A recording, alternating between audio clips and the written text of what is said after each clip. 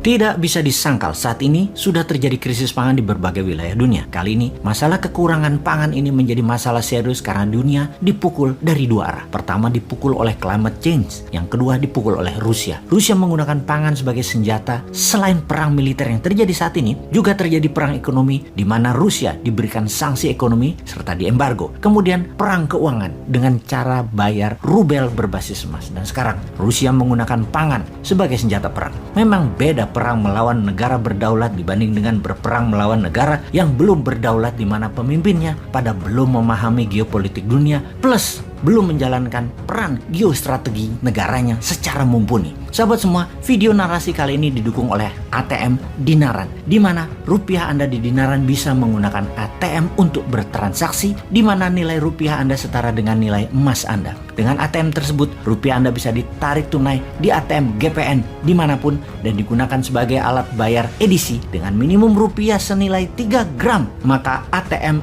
ID Cash GPN akan dikirim ke alamat Anda dimanapun. Kembali ke topik utama kita. Rusia menggunakan food sebagai senjata perang atau lebih dikenal dengan food warfare. Sebuah fakta yang dihadapi saat ini di belahan bumi manapun, harga pangan meningkat naik tajam dalam beberapa bulan ini. Di beberapa negara, kekurangan pangan ini merupakan life threatening atau ancaman nyawa karena memang sudah sangat kekurangan, di mana diperkirakan di dalam beberapa bulan ke depan 300 juta jiwa di beberapa wilayah dunia akan mengalami kelaparan seperti di Afrika, Asia Barat, dan Amerika Latin. Dan kalau tidak ditangani segera dalam beberapa bulan ini, dunia akan mengalami masalah pangan dalam dekade ini. Untuk hal ini, tidak ada satupun negara yang bisa menyelesaikan masalah pangan ini sendiri. Yang jadi pertanyaan, apa penyebab kekurangan pangan ini? Ketika dunia saat ini terjebak dalam multi-front war atau beragam bentuk perang, ternyata penyediaan pangan menjadi senjata perang atau food weaponized. Salah satunya dengan menahan gandum, dan Amerika menuduh Rusia untuk hal ini. Gandum adalah makanan utama di berbagai wilayah seperti Afrika Timur, Afrika Utara,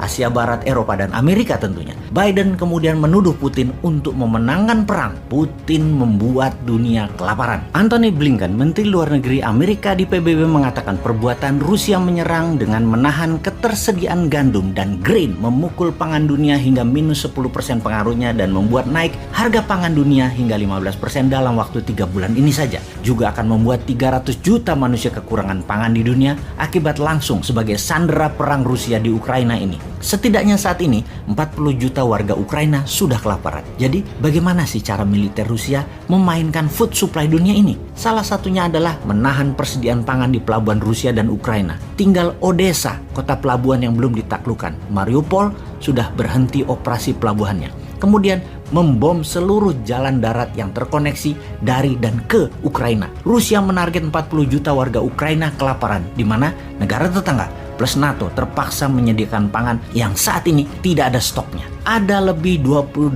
juta ton gandum dan grain tertahan di pelabuhan Odessa dan Mariupol. Kemudian pabrik serta ladang gandum dan ladang grain terus dibombardir Rusia. Kita semua tahu 28 juta ton ini bisa untuk memberi makan 200 juta manusia dalam setahun di seluruh dunia. Sementara gandum Rusia merupakan penyedia kebutuhan 30% dunia, dan ini juga ditahan tidak dikirimkan ke seluruh dunia. Total penahanan gandum oleh Rusia dan grain oleh Rusia atau produksi Ukraina dan Rusia bisa membuat 400 juta manusia di dunia ini kelaparan. Dengan tuduhan Amerika dan Eropa atas tindakan Rusia yang mengakibatkan dunia kelaparan, apa jawaban Moskow? Sesungguhnya Amerika dan sekutunya lah yang disalahkan karena mengembargo dan memberikan sanksi ekonomi ke Rusia. Aslinya yang membuat food supply dunia bermasalah sekali lagi adalah perilaku Amerika dan sekutunya yang mengembargo dan memberi sanksi ekonomi ke Rusia. Ada lebih 10.000 sanksi ekonomi dijatuhkan ke Rusia yang membuat bukan saja gandum tidak bisa dikirim, namun banyak lagi jenis pangan lain yang terhalang,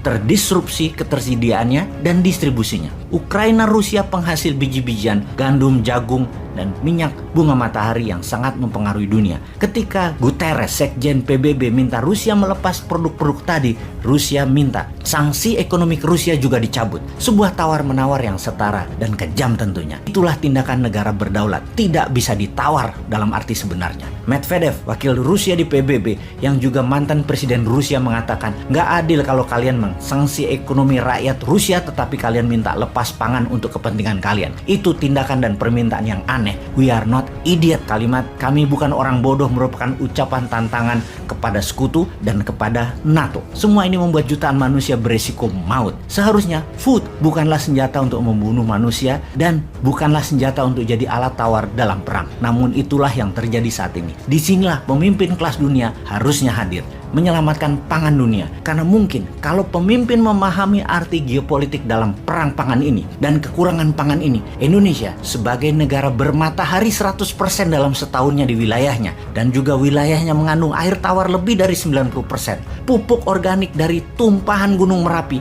bisa menjadikan Indonesia kekuatan pangan dunia sebagai the biggest food country. Hal ini, sahabat semua, semoga pada paham.